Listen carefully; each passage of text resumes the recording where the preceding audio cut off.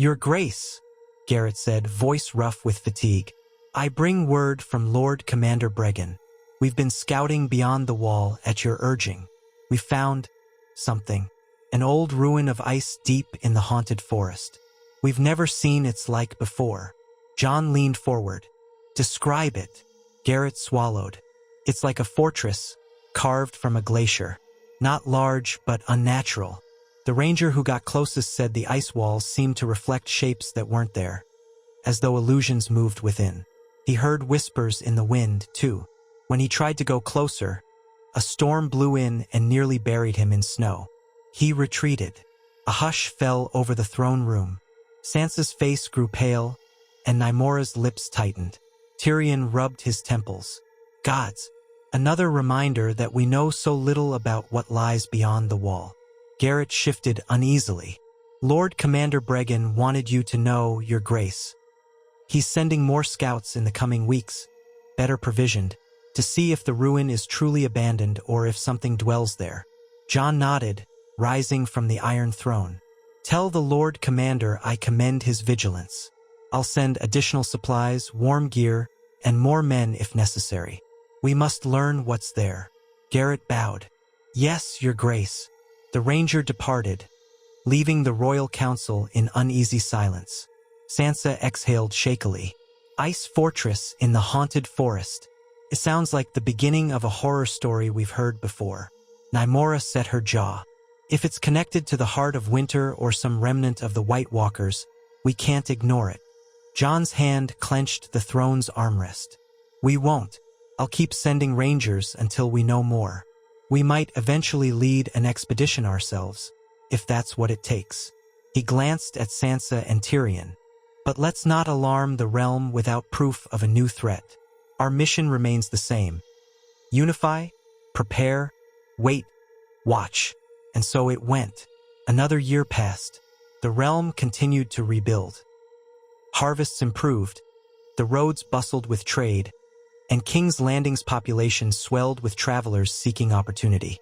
King Aegon Targaryen and Queen Nymora grew in stature in the eyes of the people, a regal pair who ruled with diligence and fairness. Yet beneath the surface, watchers at the wall sent sporadic reports of strange winds and shifting ice. Sam wrote from Oldtown that more references to the heart of winter kept turning up in translations, each more foreboding than the last.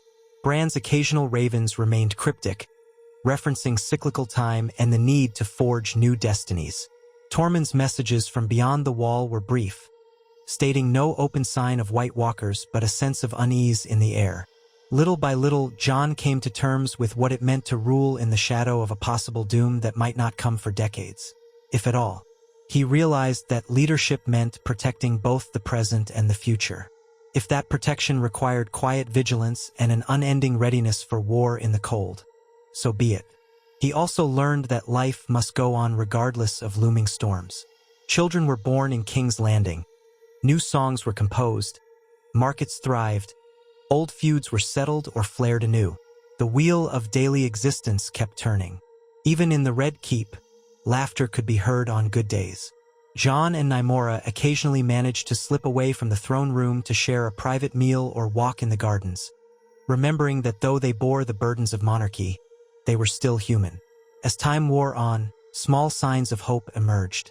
The allied houses grew more cooperative, some out of genuine belief in the king's fairness, others out of pragmatic acceptance that unity was more profitable than discord.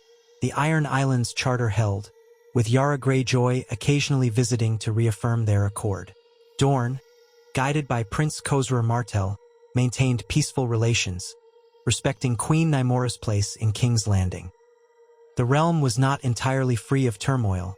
Westeros never was, but no devastating war threatened to tear it apart. And always, at the fringes, the echo of winter lingered.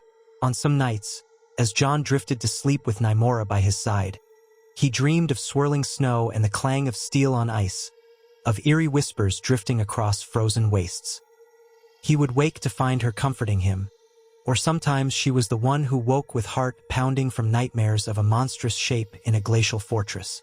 Yet every morning, they rose to face the day, determined that if a new darkness ever came, It would not find Westeros as unprepared as before.